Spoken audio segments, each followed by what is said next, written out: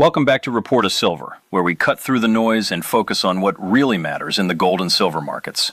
Today's discussion is one that every precious metals investor needs to hear carefully, because what may be happening in silver right now could be one of the most important setups we have seen in years.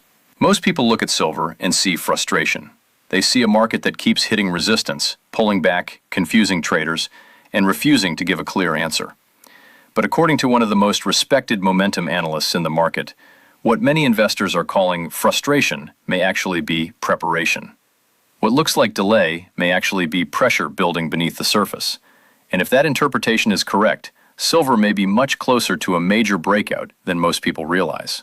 Before we go deeper, I want to hear from you. Do you believe silver is simply stuck in a trading range? Or do you believe this is the final launch pad before a major move higher?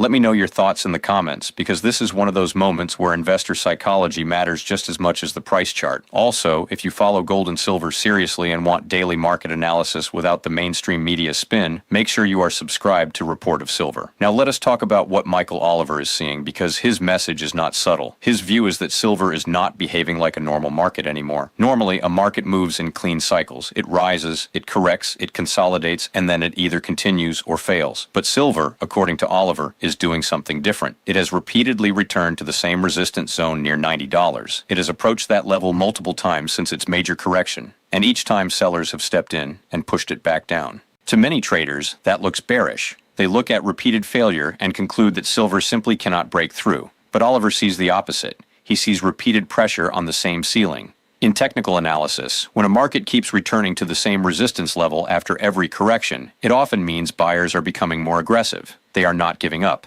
They are not walking away. They keep coming back stronger. Every test weakens the sellers. Every challenge removes more supply from the market. Eventually, if enough pressure builds, resistance does not hold anymore. It breaks, and when it breaks after a long compression period, the move can be explosive. That is exactly why Oliver calls this a launch pad. In his words, silver has been compressed, tested, rejected, shaken out, and brought back again and again to the same critical zone. That is not random behavior. That is stored energy. Think of a spring being pushed downward. The longer it stays compressed, the more violent the release tends to be. Markets behave the same way. Long consolidations often lead to powerful directional moves. Now here is where his analysis becomes even more interesting. Oliver does not focus only on price. He focuses heavily on long-term momentum, and that distinction matters. Price can fool people. Price can create panic. A sharp correction can convince investors that a bull market has ended. But momentum tells a deeper story. Momentum asks whether the larger structure has actually been damaged, or whether the market is simply clearing out weak hands. According to Oliver, the long-term momentum structure in both gold and silver remains intact. That means the recent correction, while painful, did not break the backbone of the bull market. It only damaged shorter-term sentiment. In simple words, the market scared people, but it did not destroy the trend. That is a huge difference. Many investors confuse emotional damage with structural damage. They are not the same thing. This is exactly what happened earlier this year. Silver and gold experienced a sharp drop, and most of that damage happened in one violent session around January 31st. That day frightened many investors. Some believed the bull market was over, but what happened afterward? The metals did not collapse into a prolonged bear market. Instead, they moved sideways. They refused to break down further. They refused to collapse. That sideways action frustrated traders, but to momentum analysts like Oliver, that kind of behavior often signals stabilization. Then came the March 23rd low, which Oliver believes was the cleansing event. Silver broke below the February low, triggering stop losses and forcing emotional investors out of the market. That is what markets often do at major turning points. They force out the weakest holders before reversing higher. Silver spent only a short time below that level before aggressively recovering. That is classic bear trap behavior. The market created maximum fear, invited short sellers in, and then reversed violently against them. That kind of action is not weakness. That is strength disguised as fear. And if Oliver is right, what we have been watching is not a failing market. It is a market preparing for its next major move higher. The question now is not whether silver can move. The question is how violent that move may become once this congestion zone finally breaks. And that is where things start getting very interesting. What makes this current setup even more powerful is that Michael Oliver is not simply talking about another routine move higher in silver. He believes the market may be entering what he calls the acceleration phase, and that is a completely different environment from the early part of a bull market. In the early stages, markets usually move slowly. They build a foundation. They frustrate investors. They create doubt. They force people to question whether they made the right decision. That is exactly what silver has done for years. It has tested patience. It has exhausted weak hands. It has repeatedly disappointed those looking for instant gratification. But history shows that once a true bull market reaches its acceleration phase, the pace changes dramatically. What took years to build can suddenly unfold in months or even weeks. This is where Oliver makes one of his most important comparisons. He points back to previous gold bull markets, specifically the move from 1976 to 1980 and the move from 2002 to 2011. In both cases, gold roughly increased eightfold. Those were historic moves that completely changed investor psychology. They began slowly, but they ended with explosive momentum. Right now, Oliver points out that from the 2015 bear market low, gold has only advanced about 4 to 4.5 times. That is significant because it suggests the current move may not yet have reached the same percentage scale as those earlier historic runs. This is where many investors make a mistake. They look at an arithmetic price chart and see gold above previous highs, and emotionally, it feels like the move must be overextended. It feels expensive. It feels late. But Oliver argues that this is a visual illusion. When you switch to a logarithmic scale, which measures percentage movement rather than simple dollar movement, the current gold bull market does not yet look extreme compared to past cycles. That is a critical distinction because it changes how investors interpret risk. If the move is not yet historically stretched, then there may be much more upside ahead than most people are prepared for. Now bring that back to silver. Silver tends to lag gold in the early and middle stages of a precious metals bull market. That is normal behavior. Gold usually leads because central banks buy gold first, institutions understand gold first, and conservative investors trust gold first. Silver usually comes later. But when silver finally begins to move, it often moves much faster than gold. It is the more emotional metal. It is the more volatile metal. It is the metal that can sit quietly for years and then suddenly do 3 years of price movement in 3 weeks. That is exactly why Oliver's outlook has captured so much attention. He is not saying silver will politely trend upward. He is warning that once this congestion zone breaks, silver may become extremely difficult to catch. Investors waiting for the perfect entry may discover that the perfect entry existed only in hindsight. That happens all the time in powerful markets. People wait for one more dip, one more pullback, one more confirmation, and suddenly the market is 20% higher before they realize what happened. This is also why the repeated testing near $90 matters so much. Every time silver returns to that zone, it is testing the resolve of sellers. Think of it like a locked door. The first few times you push on it, it holds. But if the hinges are weakening and pressure keeps building, eventually the door gives way. When that happens, the release is rarely gentle. It is usually violent. That is what Oliver means when he says silver could go vertical. And this is not just about technical charts. He ties this directly to the larger macroeconomic picture. His argument is that the world is changing in ways many investors do not yet fully appreciate. Debt levels continue rising. Governments continue spending beyond their means. Central banks continue relying on money creation and intervention to stabilize markets. Every time a new crisis appears, the solution is more liquidity, more borrowing, and more currency expansion. That may solve short-term problems, but it also weakens confidence in the long-term credibility of fiat money. That is where gold re-enters the conversation as real money. Gold does not need permission to matter. It becomes important when trust in paper systems starts fading. According to Oliver, that process may already be underway. Gold is not simply rising because investors are nervous. It may be rising because investors are beginning to question the foundation of the financial system itself. That is a much more powerful signal. And if gold is reclaiming monetary relevance, silver becomes the catch-up story. Gold is the foundation. Silver is the leverage. Gold signals the monetary shift. Silver amplifies it. That is why silver often delivers the most dramatic percentage gains in the later stages of precious metals bull markets. If Oliver is correct, we may now be approaching that stage, and that is why this current consolidation should not be ignored. It may look boring today, but history suggests periods like this often become obvious only after the breakout has already happened. One of the most important parts of Michael Oliver's argument is his focus on what happened during the recent correction, because this is where many investors lost confidence. When silver dropped sharply, fear returned almost immediately. Social media turned bearish, short-term traders became convinced the rally was over, and many investors began repeating the same familiar line that silver always disappoints. That emotional reaction is understandable because silver has a long history of frustrating investors. It has a habit of creating excitement and then suddenly pulling the rug out from under the market. But according to Oliver, that recent decline was not the start of a bear market. It was a cleansing event. That distinction matters because cleansing events serve a purpose. Their job is to remove weak hands. Markets do not move sustainably higher when too many people are comfortably positioned. If everyone feels safe, there is usually not enough fuel for a major breakout. Strong markets often create fear before they create gains. They shake out emotional investors, trigger stop losses, and force people to sell at exactly the wrong moment. Only after that pain is complete does the market begin its next major major move. That is why Oliver places so much importance on the March 23rd low.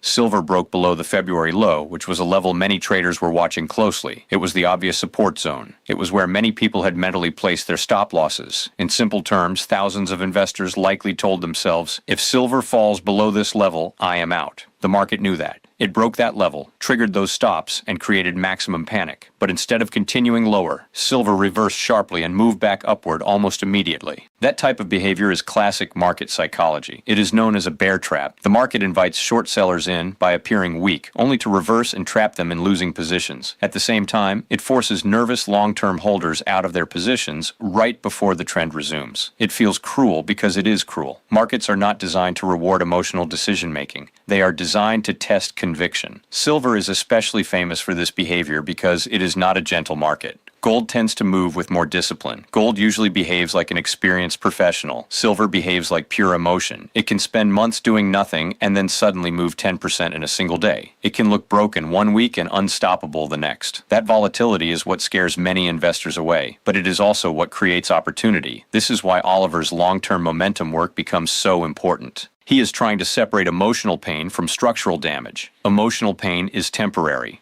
It happens when the market scares people. Structural damage is much more serious. That happens when the long-term trend actually breaks. According to Oliver, that is not what has happened here. He points back to 2011 as a comparison. After gold's major peak in 2011, his momentum indicators began flashing warning signs. The annual momentum trend structure broke. That was a true structural problem. The market spent over a year struggling before eventually collapsing into a prolonged bear market that cut gold nearly in half by 2015. That was real damage. That was not just volatility. Today, Oliver says the situation is completely different. The annual momentum structure remains healthy. Nothing about the recent correction threatened the long-term trend. In his view, what we have experienced is simply an intermediate pause inside a much larger bull market. That means the bigger trend remains intact. This is a lesson many investors need to hear. Markets do not move in straight lines. Even the strongest bull markets experience painful corrections. In fact, those corrections are often necessary because they reset sentiment. They remove excess speculation. They rebuild the foundation for the next move. Investors who understand that tend to stay calm. Investors who do not understand it often sell at the worst possible time. Oliver believes this current sideways action is not random. He calls it a launch pad because the market has spent months storing energy. It tried to go higher and failed. It tried to go lower and failed. It has repeatedly tested both buyers and sellers. That type of indecision frustrates traders, but it also creates potential energy. The longer a market stays trapped in a tight range after a major move, the more important the eventual breakout usually becomes. And this is where silver becomes especially dangerous to ignore. Most investors only notice silver after it has already moved. They spend years saying it is dead money, and then suddenly they are chasing it $20 higher. That is the pattern silver has repeated throughout history. It sleeps for long periods, and then it wakes up violently. If Oliver is correct, this may be one of those moments. The sideways action is not the story. The pressure building underneath it is the story. And when that pressure finally releases, silver may not give investors much time to react. That is why understanding the structure now matters more than reacting emotionally later. Now the conversation becomes even bigger than just silver because Michael Oliver believes this is not only a metal story. In his view, what is happening in gold and silver is connected to a much larger shift in the global financial system. This is not simply about traders buying commodities or investors looking for inflation protection. He believes the market may be signaling something much deeper, and that is a growing loss of confidence in fiat-based financial systems. For decades, governments around the world have relied on debt as the primary engine of economic growth. When economies slowed down, more debt was introduced. When markets became unstable, central banks created more liquidity. When financial institutions faced trouble, more intervention arrived. Each crisis was met with a larger rescue package than the one before it. At first, that system appeared to work. It created the illusion of stability. Investors became conditioned to believe that central banks would always step in and support markets whenever serious trouble appeared. But Oliver's argument is that this model has limits. Every rescue creates more debt. Every intervention creates more dependency. Every round of money creation slowly weakens trust in the purchasing power of paper currencies. At some point, people begin to realize that the solution itself has become part of the problem. Instead of solving instability, it may actually be increasing long-term instability. That is where gold becomes important again. Gold does not need a marketing campaign. Gold becomes relevant whenever confidence in fiat systems begins to weaken. Throughout history, gold has returned to center stage whenever trust in governments or currencies begins to erode. mode. It is not because governments want that to happen. It happens because markets naturally seek stability, and gold has represented stability for thousands of years. Oliver believes that may be happening right now. Gold is not just moving higher because of temporary fear or short-term headlines. He argues that gold may be entering a new phase of monetary recognition. In simple words, investors may be slowly remembering what gold actually is. It is not just another asset, it is not just a commodity, it is money. It has always been money, even when modern financial systems tried to convince people otherwise. If that recognition continues growing, silver becomes even more interesting because silver has historically followed gold into monetary relevance, but with much more volatility. Gold leads the move because institutions trust it first. Silver follows later because it attracts broader participation. Retail investors understand silver more easily because it feels accessible. It feels affordable compared to gold. That psychological accessibility often creates powerful momentum once the crowd enters the market. That is why the gold to silver relationship matters so much. Silver remains historically cheap compared to gold when measured against past major precious metals cycles. In many previous bull markets, silver eventually outperformed gold dramatically because investors began looking for the undervalued asset with the highest upside potential. Gold had already moved, but silver had more room to run. That is often how late-stage precious metals cycles unfold. This is why Oliver's price targets, even the controversial ones like $300 to $500 silver, should not be dismissed simply because they sound extreme. Every major market repricing sounds impossible before it happens. Before gold crossed $1,000, that target sounded unrealistic. Before it crossed $2,000, many people laughed at the idea. Before silver approached $50 in previous cycles, most investors thought it was impossible. Markets do not care about emotional comfort. They care about supply, demand, and psychology. This is one of the great lessons of investing. Before a major move, the crowd usually rejects the possibility. During the move, they call it dangerous. After the move, they call it obvious. That is how markets behave. By the time the headlines fully acknowledge what is happening, most of the gains have already occurred. Oliver believes gold and silver are currently ahead of the headlines. In his view, by the time the average investor fully understands the scale of the shift taking place, much of the move may already be complete. That is why he pays more attention to structure than headlines. Headlines often arrive late. Momentum often arrives first. He also raises another important possibility, which is political and institutional instability. He suggests that if the coming economic challenges become severe enough, people may begin questioning institutions they once assumed were permanent. That could include political parties, central banks, or even long-standing monetary policies. Whether those changes happen or not is impossible to predict with precision. But his point is that major financial stress often leads to major institutional change. And if that happens, gold and silver may not simply rise because of speculation. They may rise because society begins treating them differently. They may once again be viewed not just as investments, but as trusted stores of value in uncertain times. That is a very different kind of bull market. And if Oliver is right, that may be the kind of bull market we are entering now. The final part of Michael Oliver's message may actually be the most important, because it shifts the conversation from prediction to preparation. It is easy to get excited about price targets. It is easy to talk about $300 silver or $500 silver and imagine life-changing gains. Those headlines naturally attract attention.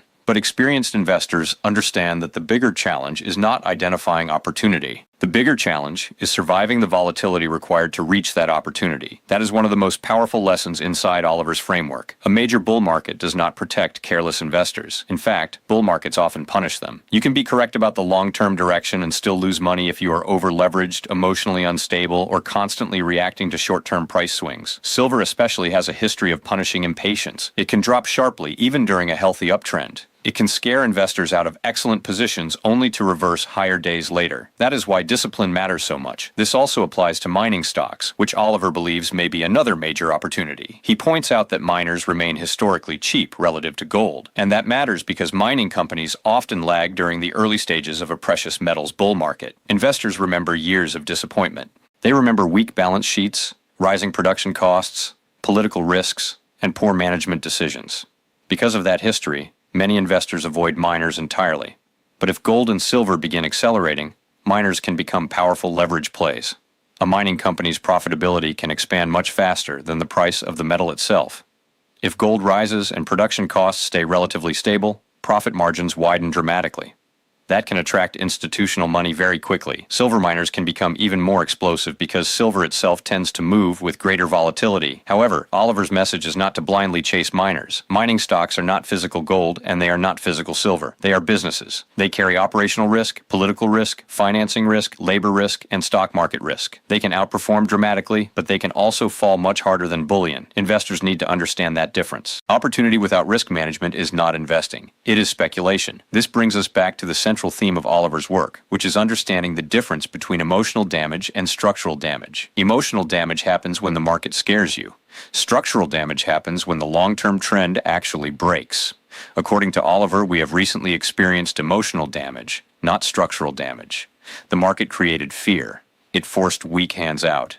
It tested conviction, but it did not destroy the long-term bull market. That distinction changes everything. If the larger structure remains intact, then what many investors interpreted as weakness may actually be preparation. The long consolidation may not be a warning sign. It may be the final stage before acceleration. That is why Oliver continues using the word launchpad. He believes the market has been building pressure for months, and once that pressure is released, the move could be much faster than most people expect. This is where silver's personality matters. Gold often moves first because it is trusted first. Silver usually moves later, but when it moves, it often behaves like it is trying to make up for lost time. That is why silver can feel so frustrating during quiet periods and so unbelievable during breakouts. It has always been a market of extremes. The investors who benefit most from silver are usually not the ones chasing headlines. They are the ones who prepared before the headlines arrived. They built positions during periods of doubt. They studied the long-term structure instead of obsessing over daily noise. They understood that wealth in markets is often created during boring periods and only recognized during exciting periods. That may be the real takeaway from Oliver's warning.